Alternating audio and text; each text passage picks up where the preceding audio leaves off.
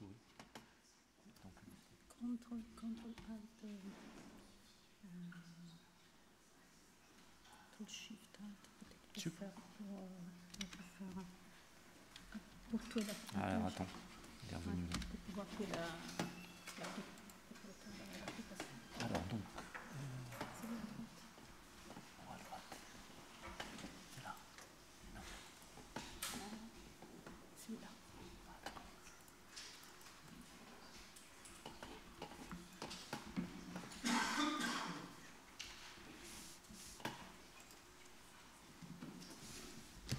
Normalement la souris marche. Et tu peux. Merci. Donc bonjour à tous et merci pour cette invitation. Donc merci à Mathieu qui a aussi introduit pour moi Solar Orbiter. Donc je vais vous parler en fait je vais vous présenter un peu quelques résultats par les instruments remote sensing de la sonde Solar Orbiter. Donc juste rapidement pour vous rappeler Solar Orbiter qui a commencé la période nominale en 2022 qui a il n'y a plus. Donc, en fait, à une orbite, donc vous voyez dans ces systèmes de référence, vous avez à gauche la Terre, au centre le Soleil. Donc, en noir, c'est l'orbite de Solar Orbiter. Et la partie colorée, c'est la zone quand on a les observations par les remote sensing instruments, les instruments remote sensing. Et en fait, on va observer quand on est très proche du Soleil, on arrive à 0,29 unités astronomiques. Et à ce point-là, il y a deux instruments qui étant une résolution spatiale de 100 km sur le Soleil. Donc, c'est la première fois en fait qu'on a cette résolution spatiale sur le Soleil. Et l'autre chose est qu'en fait, en même temps, on a du fait que la sonde s'éloigne du Soleil et se rapproche, donc on a une résolution spatiale qui quand même change avec l'orbite. Donc ça, c'est, si j'arrive à faire... Oui. Alors, je commence juste pour vous donner une idée qu'est-ce que ça veut dire, bon, comme Mathieu l'a déjà montré, qu'est-ce que ça veut dire avoir une orbite de ce genre. C'est la première fois qu'on a des imageurs du Soleil, dans l'ultraviolet, où on voit un Soleil qui change de dimension, en fait. Vous voyez, donc on s'approche, on s'éloigne du Soleil. À gauche, vous avez une image de l'imageur full champ qui a deux bandes. Donc à gauche, c'est la bande qui est centrée sur les fers neufs. Ça veut dire qu'on a une image de la couronne solaire, c'est la partie extérieure de l'atmosphère solaire la plus chaude. On est autour d'1 million de degrés en moyenne. Et à droite, par contre, c'est une deuxième bande qui est centrée sur l'arrêt de l'Hélio 2. Et dans ces cas-là, on voit une région plus profonde de l'atmosphère solaire, plus froide. Mais aussi permet d'observer les éruptions solaires, comme dans ces cas-là. Et la particularité de cet instrument, c'est une autre nouveauté, est celle d'avoir un champ de vue vraiment grand. Donc on peut suivre, vous voyez, jusqu'à l'extrémité du champ de vue, on peut suivre les éruptions, ce qui est très important pour la modélisation de ces événements et leur connexion avec ceux qui en mesurent in situ. Donc, maintenant, j'ai juste une overview de ce que je vais vous présenter. En fait, je vais vous montrer deux exemples de ce qu'on peut faire avec les instruments à haute résolution. Quelques exemples sur les diagnostics de ce qu'on appelle la middle corona et aussi sous l'étude des sources du vent solaire. Et c'est là avec les trois instruments, c'est l'imageur EY que je viens de vous montrer, montrer un exemple, les spectromètres SPICE et les coronographes METIS. Donc, juste un autre rappel, rapidement, parce que Mathieu en a déjà parlé. Donc, je reviens à l'image grand champ d'FSI, du UI. Donc, vous avez la couronne solaire autour d'1 million de degrés. Donc, il y a des régions, ce qu'on appelle les régions natives, c'est des régions très brillantes, sont très denses, avec un champ magnétique important, donc très structuré.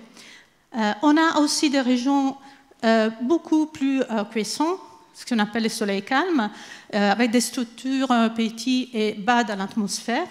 On a des régions sombres, là, je ne sais pas si on arrive à la voir, mais on a des régions sombres parce qu'elles sont moins denses et plus froides, et généralement sont dominées par une polarité du champ magnétique, c'est-à-dire qu'il y a un champ magnétique ouvert, c'est la source du vent solaire rapide. Donc, on a du vent solaire, donc la couronne en expansion, Mathieu a déjà parlé de ça, donc on a du vent solaire, et soit rapide, soit lent, et le vent solaire lent qui, en fait, a origine dans les régions, disons, équatoriales, les régions à proximité des structures à grande échelle qu'on voit ici. Alors, vous voyez ces carrés sous les côtés. Ces carrés, c'est les champs de vue d'un télescope à haute résolution qu'on appelle le HRI UV, toujours sur l'instrument UI. Et ce que je veux vous montrer, c'est les images à la même bande spectrale de celui à grand champ. Alors, voici qu'est-ce qu'on voit quand on observe avec ce télescope. Alors, ici, nous sommes au périhélie, 0,29 unités astronomiques, c'est-à-dire qu'on a un pixel qui est à peu près 100 km. Donc, on a en cadence, les images sont prises en cadence entre 2 et 5 secondes. Et donc, le film, c'est 3 heures à peu près. Donc, vous voyez, c'est la couronne extrêmement dynamique et très structurée à petite échelle. Pardon. À petite échelle. Donc, il y a vraiment, disons, beaucoup, on doit comprendre, si on cherche de comprendre qu'est-ce que, si on veut, par exemple, au niveau de chauffage de la couronne, pourquoi elle est maintenue, comment elle est maintenue à 1 million de degrés, on va les regarder aux petites échelles, mais je reviendrai sur cet aspect. Alors, maintenant, je vous montre, j'essaie d'être un peu plus quantitative sur ce qu'on peut faire avec ce télescope. Alors, en haut, vous avez encore un film à 3 secondes de cadence. Du pôle sud, c'est un trou coronal. Et si j'arrive... Ouais. Alors, on est là, donc je ne sais pas si vous arrivez à voir les détails, mais il y a plein de petits embrincements partout. Alors, si on fait un zoom... Donc, c'est en échelle, là, on est autour de 2 mégamètres. Ça, c'est une image en négatif de celui-là.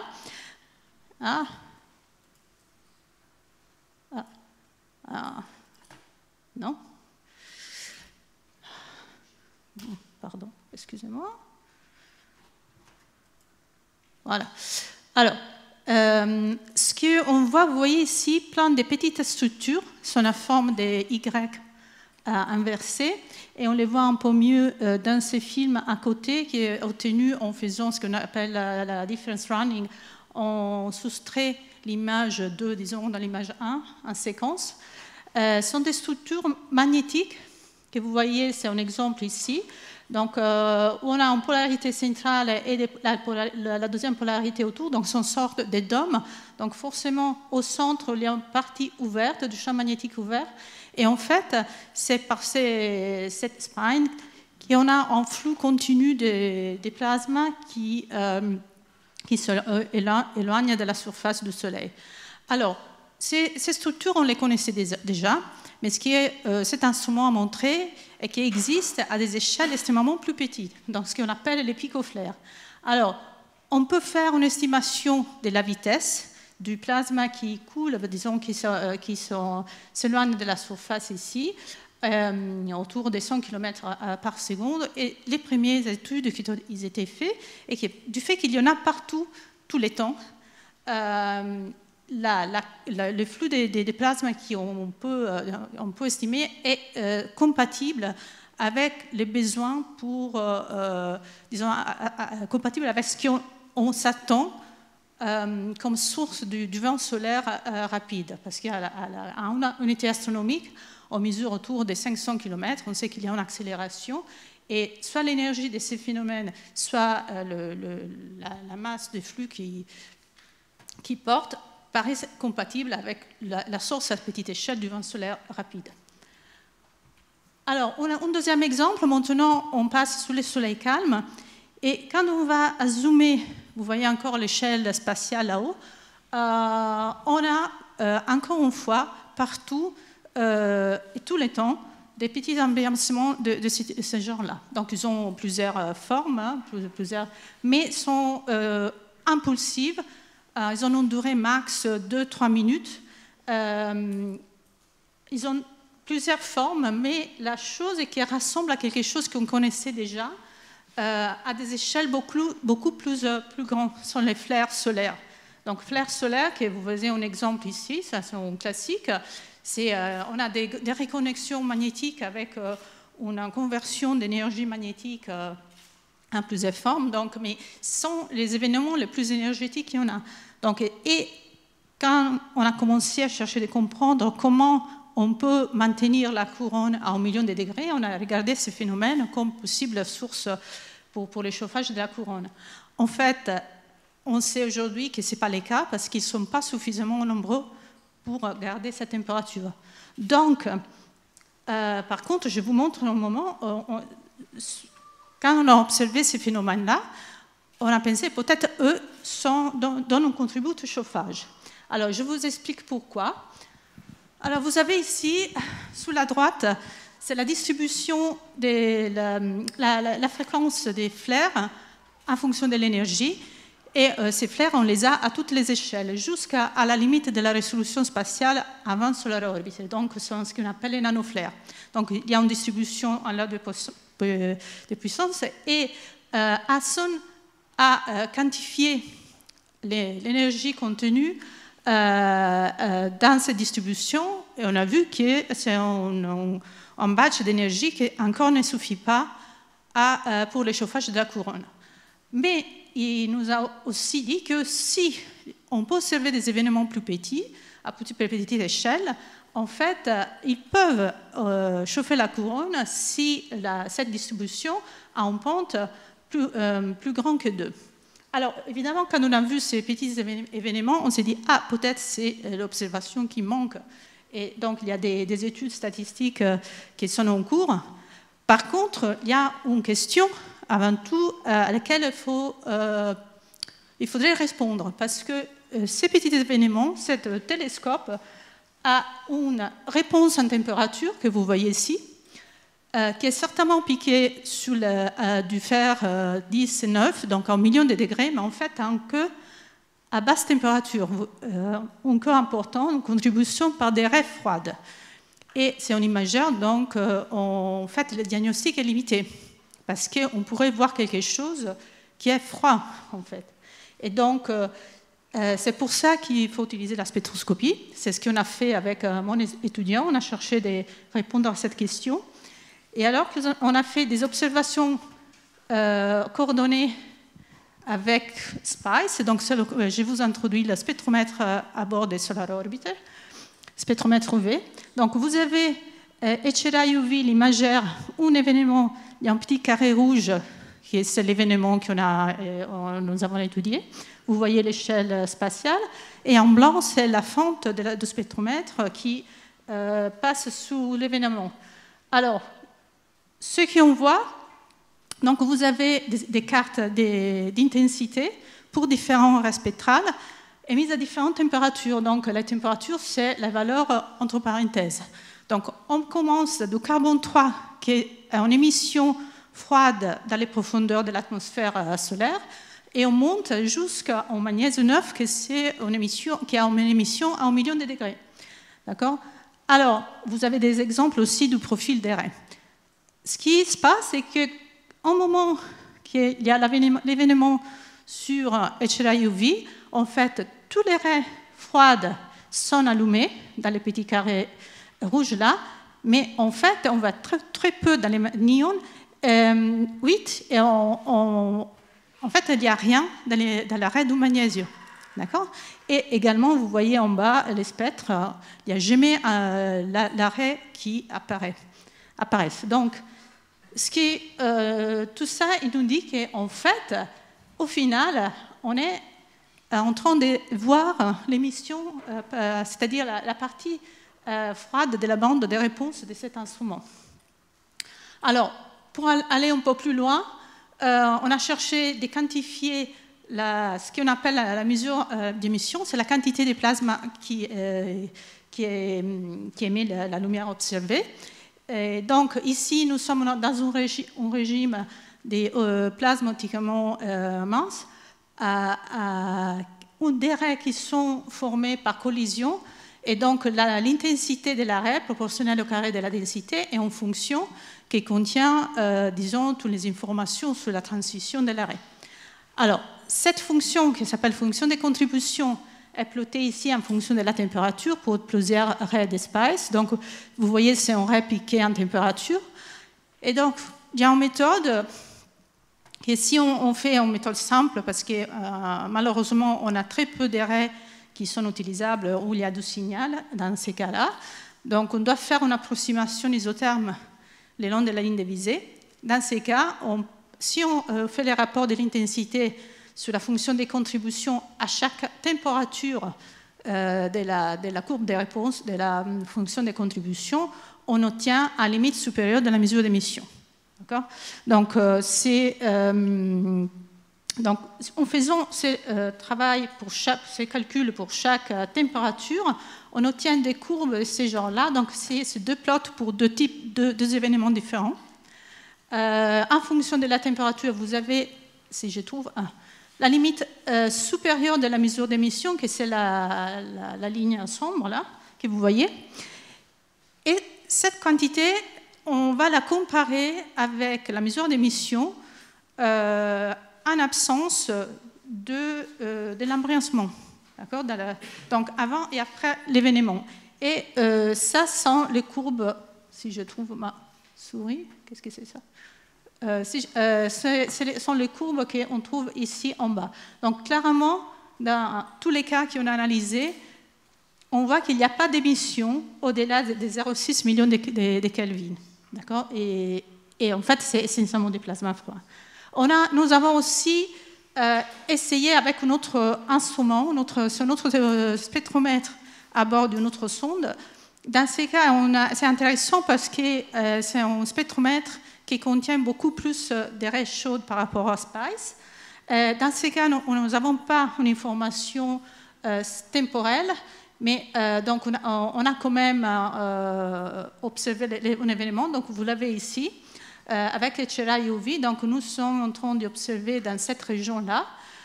Donc les petits carrés rouges là, c'est l'événement.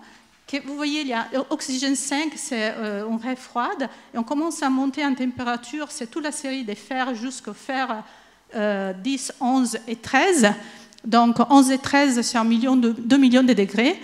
Et vous voyez que l'événement disparaît à haute température, et par contre, on a une structure plus chaude ici qui compare, en fait, c'est la boucle coronale qu'on a ici sous l'image. Donc, au final, disons, comme résultat général, évidemment, il faudrait faire des travaux statistiques, mais on peut dire que la majorité de ces événements sont nécessairement événements froids. Et donc, ils ne contribuent pas au chauffage de la couronne. D'accord, maintenant je change de sujet et je vous parle de ce qu'on peut faire dans ce qu'on appelle la middle corona. La middle corona, c'est-à-dire, désolé, on ne voit pas beaucoup, j'imagine, mais donc nous sommes au-delà de 2 rayons solaires, 1,5, 2 rayons solaires dans la couronne, et cette partie est observée par des coronographes. Donc les coronographes, c'est des instruments qui cachent, ici c'est la dimension du disque solaire, donc ils cachent les disques solaires et la couronne proche pour pouvoir voir l'émission très très faible au-delà de ces distances. Donc, cela, je vous introduis les coronographes Métis sur Solar Orbiter qui a deux canaux. Donc, on a un canal de l'hydrogène, la manne alpha de l'hydrogène, et un canal dans le visible. Les canaux dans le visible, en fait, cette lumière est formée par scattering de la radiation photosphérique qui vient du disque par les électrons libres dans la couronne. Donc, c'est une quantité proportionnelle à la densité.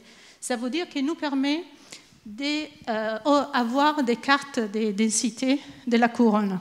Donc, vous voyez, dans ces cas-là, nous avons des régions, les régions équatoriales, là où elles sont plus brillantes aussi dans l'intensité, c'est les zones, ce qu'on appelle des streamers, sont des régions à grande échelle des champs magnétiques fermés, sont des régions beaucoup plus denses que les régions polaires. Les canaux de la Lyman alpha, par contre, est un ray qui est formé par de la scattering résonante de la radiation chromosphérique par l'hydrogène dans la couronne. Et c'est un ray qui est utilisé pour faire un diagnostic du vent solaire. Donc on peut obtenir des cartes de vent solaire. Et pour cela, on utilise une technique qui s'appelle Doppler dimming, qui tient compte du fait que si on a dans la couronne une expansion, dans le référentiel d'une particule, on a les profils d'absorption est shifté, c'est-à-dire les profils, dans un référentiel de la particule, on a les profils d'émission de la lumière qui vient du disque qui est shifté par rapport à celui des profils d'absorption. Ça veut dire que l'intensité qui est scatterée diminue par rapport aux valeurs d'une couronne statique. Et cette diminution dépend de la vitesse qu'on a des particules dans la couronne. Donc pour cela, vous voyez que on peut voir bien que dans les régions équatoriales, on a du vent lent, beaucoup plus lent que par rapport à les zones polaires. Une autre nouveauté sur cette mission est l'effet qu'avec les FSI, l'instrument à full champ dans l'ultraviolet, on a un mode coronographique. Donc, c'est une nouveauté, une chose qui était ajoutée à la dernière minute dans le design de l'instrument. N'était pas optimisée, mais les résultats sont excellents, vous voyez ici. Donc, ce que vous voyez, vous avez l'image du soleil au centre prise par un imageur différent. Et la partie du coronographe, c'est du fer 10 dans la couronne, prise par UI. Donc, on voit clairement comment encore la couronne est très dynamique. On voit les structures bien jusqu'à la fin du champ de vue. Et c'est très intéressant parce que ces types d'images fer 10, ils étaient obtenus avant seulement pendant des éclipses, donc des mesures très occasionnelles. Alors par contre, maintenant, on peut de façon plus systématique les avoir. Alors, ce qui est intéressant à faire, c'est de mettre ensemble ces mesures avec celui du Métis, du coronographe, parce qu'ils ont un champ de vue qui est superposé. Et donc, vous avez, par exemple, ici, voilà. Donc, vous avez une éruption qui passe par les champs de vue des deux instruments, qui est bien détecté. Et ce qui est intéressant, vous voyez, les structures, ils sont bien connectés entre les différents instruments.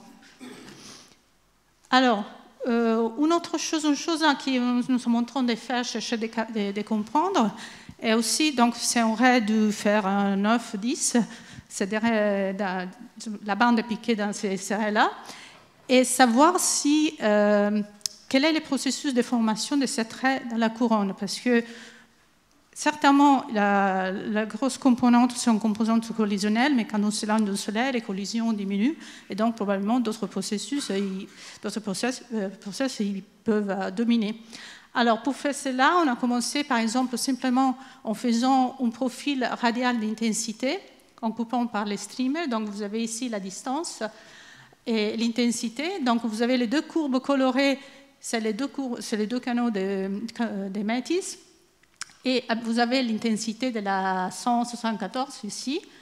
Et ce qu'on plotte ici, c'est la racine carrée de l'intensité.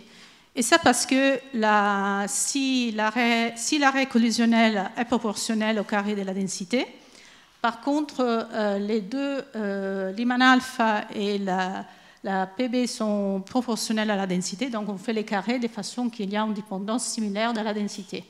Et ce qu'on voit ici est qu'effectivement, les trois courbes se rejoignent bien, donc ça semblerait démontrer qu'en fait, l'arrêt, effectivement, est formé essentiellement par des collisions.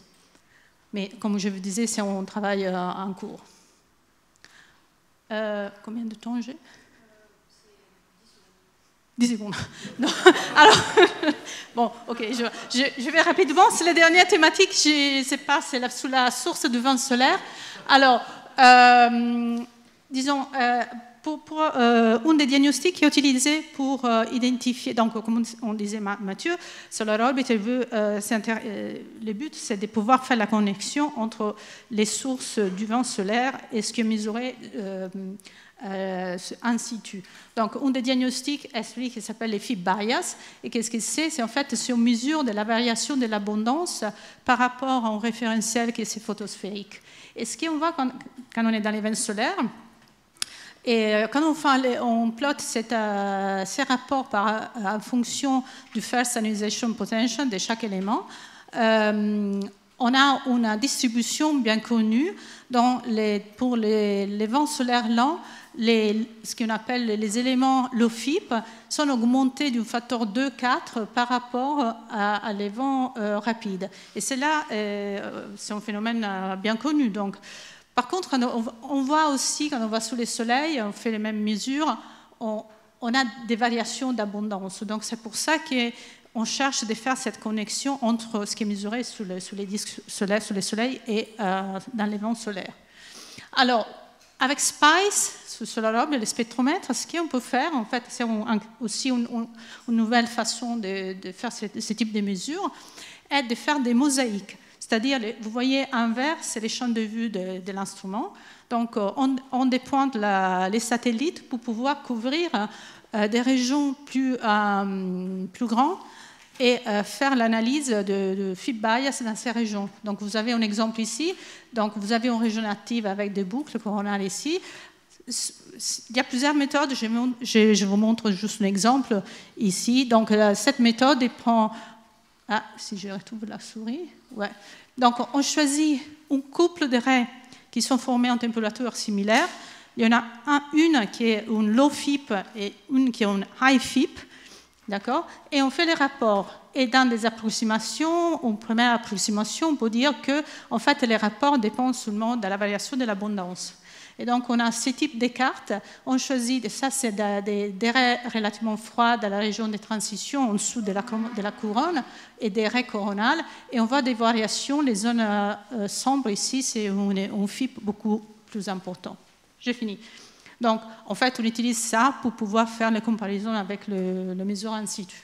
Donc, ça, je ne vous montre pas. Et je termine juste des références pour qui est intéressé pour les trois instruments. Et je vous remercie beaucoup. Merci, Suzanne.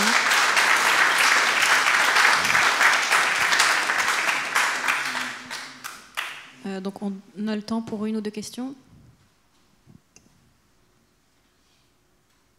Oui. Du coup, l'étude des Firehouse, tu as montré que c'était en fait des émissions froides, et ça c'est vrai pour tous les Firescom que vous avez observés, ou c'est un cas particulier? Alors, en fait, il y a un autre travail, il y a quelques-unes d'autres travaux donc, qui sembleraient... Donc, on n'a pas une réponse définitive, dans le sens qu'il faut faire un travail statistique. On sait que la population, disons que ce n'est pas seulement une population. Il y a plusieurs populations d'événements différents. Mais ce qui est certain est que la majorité sont froids. Donc il y en a certainement qui sont plus chauds, mais ils ne sont pas la majorité. Donc après, il faut aller plus faire des statistiques et des... Moi, j'ai une question qui est reliée, parce que dans les éruptions un peu plus grosses, on voit des émissions chaudes dans le pied des boucles. C'est tout le travail du groupe de Glasgow, là, où souvent ils voient du fer 15 ou des trucs comme ça, vraiment au pied, donc, et très bas dans la chromosphère. Donc je me demande s'il n'y a pas, comme là les éruptions sont plus petites, est-ce qu'il peut y avoir une limite de détection aussi, où finalement il y a un chauffage assez intense du plasma, mais qui est très localisé et qui se refroidit peut-être très rapidement. Et si j'arrive à... Il faudrait l'attraper. Alors, si j'arrive... Non, je ne peux pas. J'avais une planche. En fait, alors, certainement, il y a l'aspect de l'imitation du signal, parce que on fait des observations à haute cadence, à 5 secondes cadence, avec un spectromètre, c'est pas beaucoup. Mais on a fait un calcul, justement, on a mis une limite supérieure, par exemple, magnésium 9 en millions de degrés. On a dit, bon, on ne le voit pas, on met en limite supérieure étant donné les bruits qu'il y a de l'instrument, étant donné la mesure d'émission, mais en limite supérieure de l'intensité. Et on voit qu'en fait, il n'y en a pas. C'est ça qui... Alors, après, pour être tellement impulsif que très peu, donc il peut avoir une mesure d'émission très faible. Donc, on a une quantité de plasma chaud très très faible qui n'est pas détectée. Il peut y avoir, je n'exclus pas, mais pour le moment, on ne le détecte pas. Certainement, il n'y a pas la majorité de la mesure d'émission.